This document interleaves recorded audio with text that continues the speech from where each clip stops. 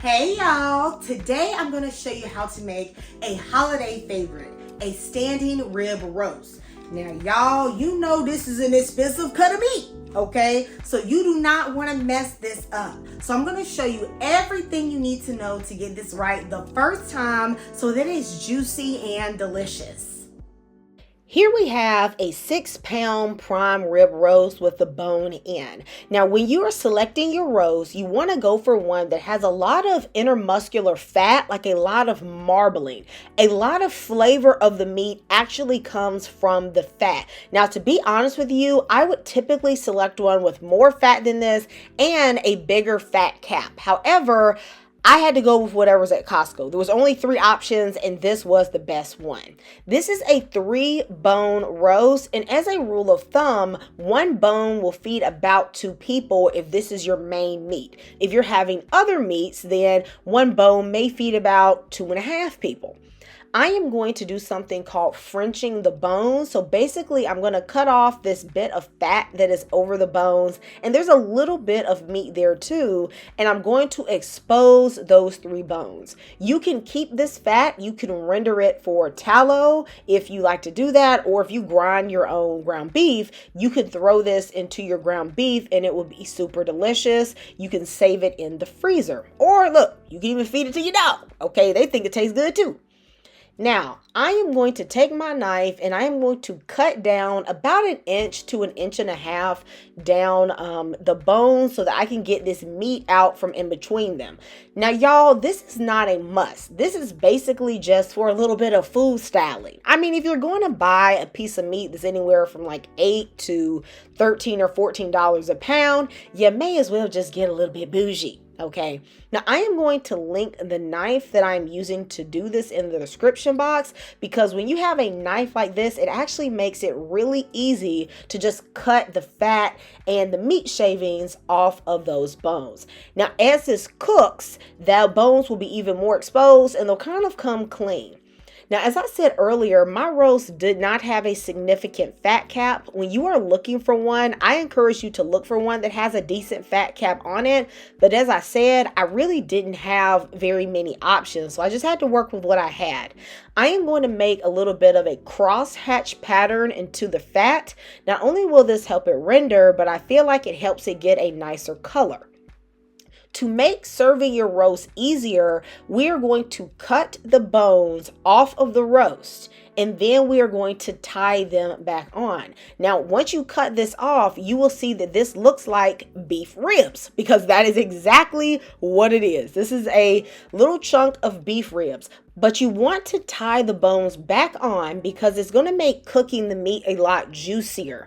I just have some simple kitchen twine here, and I'm going to go in between those bones and tie them onto the main roast quite tightly. You want to like scooch in the roast so that it becomes nice and plump. You don't want it to become lax because you want it to cook evenly.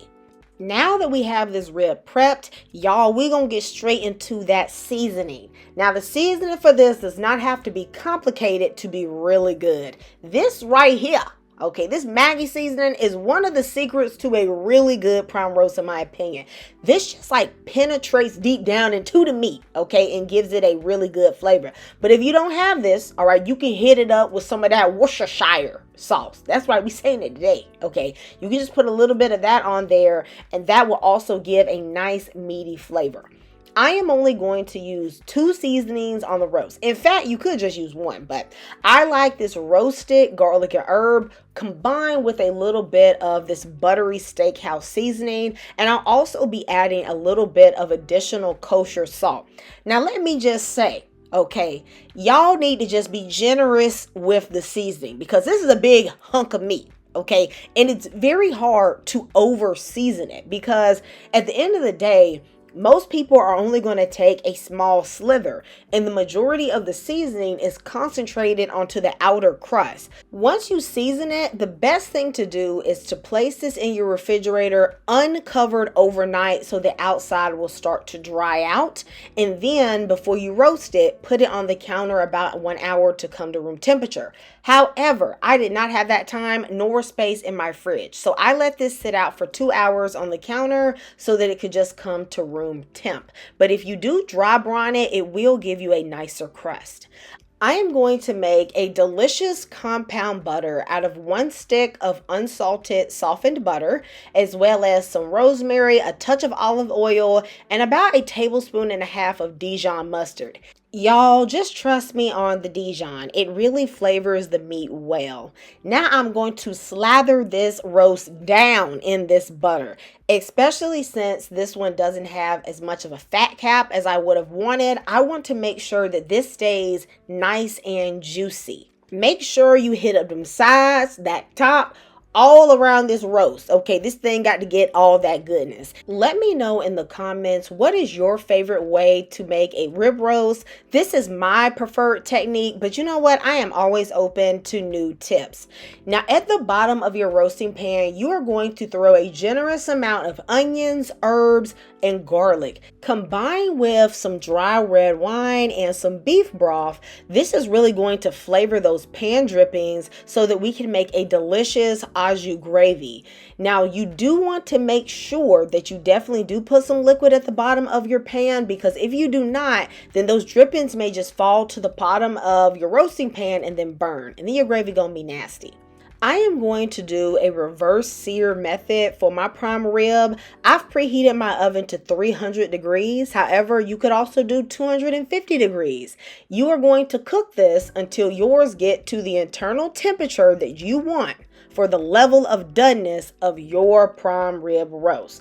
Now, I know a lot of people like theirs to be more on the rare side. I honestly prefer mine to be medium. And that's going to make some people mad because they don't think your rib roast should be medium. But I don't care because my family is the one who's eating it, all right? I'm going to rest my roast for 20 minutes. Then you want to increase your oven to the highest temperature it will go. Mine's is 500 on my oven, but if it can do 550, that would be even better. You want to place it back into the oven for just about 10 minutes until you see the outside start to brown. You have a convection oven, then this is definitely the time to use it because that will give you the perfect browning.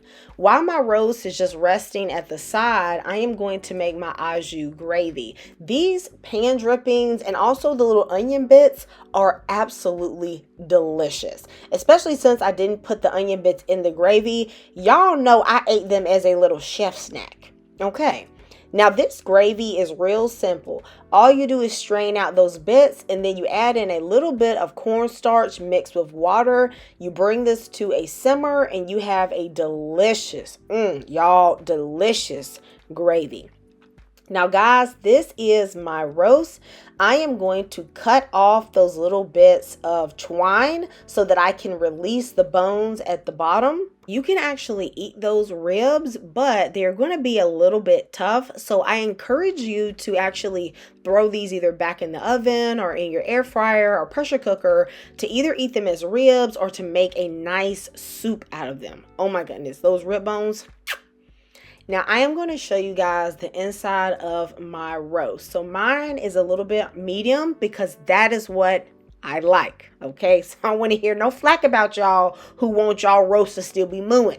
Okay, I showed y'all the timing for if you want like a rare or medium rare roast. So just follow that temperature. Okay, but as you can see, it is really nice and juicy. It is actually absolutely delicious. I put on a little bit of that au jus gravy and the crust on this was really yum.